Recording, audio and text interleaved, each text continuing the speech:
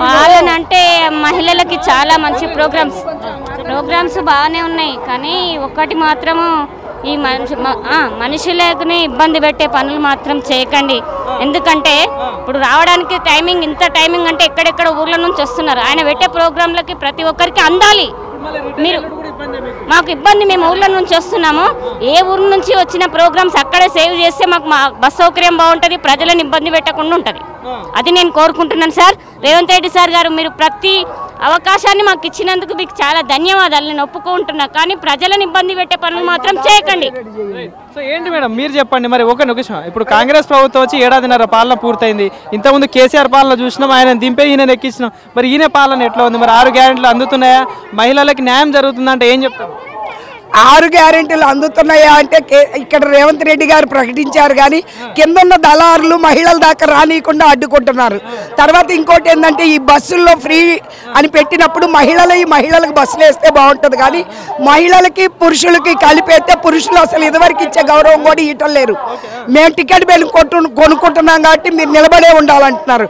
అటువంటివన్నీ తొలగించి సరైన న్యాయంగా మహిళలకి స్పెషల్ బస్సులన్నా వేయండి, లేదంటే ఈ ఫ్రీ తీసేసి టికెట్లు తక్కువ రేట్లతో మాకు టికెట్లు పెట్టినా పర్లేదు, కానీ మాకు మీరు ఇస్తామన్న వడ్డీ లేని రుణాలు 6 గ్యారెంటీలు సక్రమంగా మాకు అందించండి.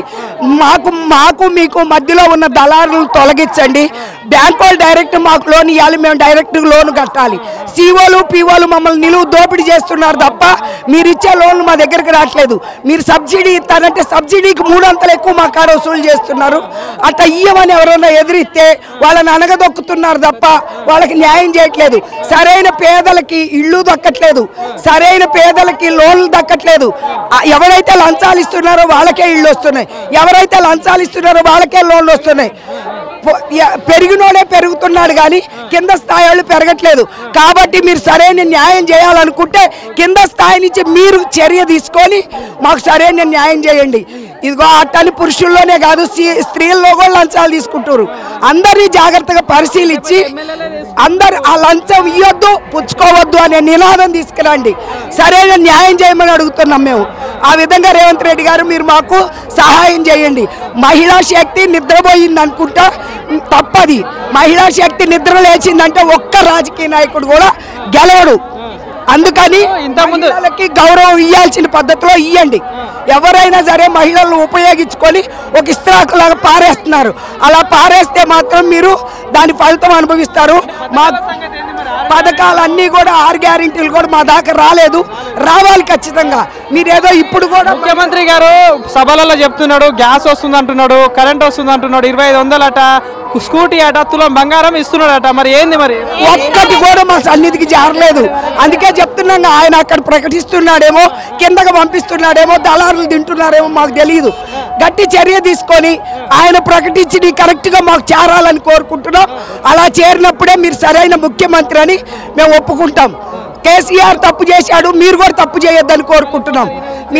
మీరు ఏ ఆశలతో రాలేదు, పేదల పెన్నిదిగా వచ్చానన్నారు. అది నిజమైతే నిజమైన పేదల పెన్నిదిగా మీరు సహాయం చేయమని కోరుకుంటున్నాం. నా పేరు మక్కెల్ లక్ష్మి, ఇందిరానగర్ బి, గాజుల రావణం డివిజన్ 125 డివిజన్. అక్క ఎక్కడి నుండి వచ్చిల్లు, ఏంటి మరి ఈ సభకు వచ్చిల్లు? మరి కాంగ్రెస్ ప్రభుత్వం వచ్చి 1.5 పాలన పూర్తయింది, మరి మహిళలకు ఎట్లా ఉంది? న్యాయం జరుగుతుందా అంటే ఏం చెప్తారు? మేమైతే 4 months అవుతుంది. రామంతపూర్ నుంచి వచ్చామండి. రామంతపూర్ నుంచి వచ్చాము. సర్వే చేసాము. ఇంట్లో పిల్లల్ని వదిలి భర్తల్ని అన్నీ వెళ్ళి సర్వే చేసాము. 5 నెలలు అవుతుంది. సర్వే మనీ రాలేదు. మీటింగ్లకైతే వస్తున్నాము, మా బాధ్యత మేము చేస్తున్నాము. సమగ్ర సర్వే చేసింది మీరేనా? మీకు డబ్బులు రాలేదు. ఆయన నమ్ముకొని మీటింగ్లకైతే వస్తున్నాం మేము. బట్ సర్వే ప్రాపర్ గా జరిగిందా? First of all survey proper గానే జరిగిందండి, ప్రాపర్ గానే చేసాము. మేం చేసాము అందరము, ఎక్కడా మేము మిస్టేక్ చేయలేదు. ఆయన ఇచ్చాడు, మేము కరెక్ట్ గానే చేసాము.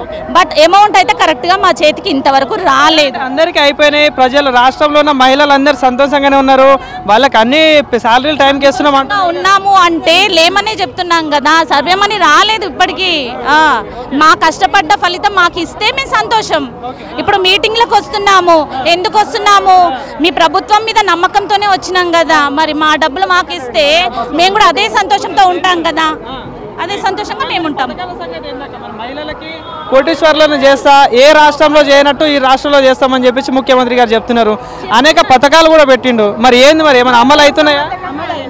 కొన్ని పథకాలు అమలు అయ్యాయండి, అమలు కాలేదని లేదు, పథకాలు అమలు అయ్యాయి. ఆ పథకాలు కూడా బాగానే ఉన్నాయి.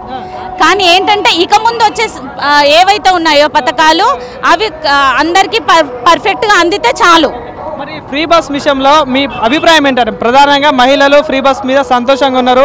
ఇక కొత్త బస్సులు కూడా పోతున్నాయి, ఇంకా కొన్ని బస్సులు పెడుతున్నారు. మరి సంతోషంగా ఉన్నారు? ఫ్రీ బస్ ప్రకారం అయితే అందరం సంతోషంగా ఉన్నామండి.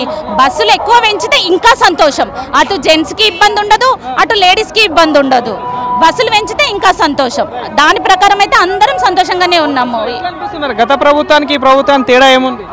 తేడా అంటే బాగుందండి. లేడీస్కి అయితే బాగుంది, ఈ ప్రభుత్వం చాలా బాగుంది. చెప్పడానికి ఏం లేదు, చాలా బాగుంది ఈ ప్రభుత్వము. కొన్ని విషయాలలో అవి మా వరకు రావడం లేదు.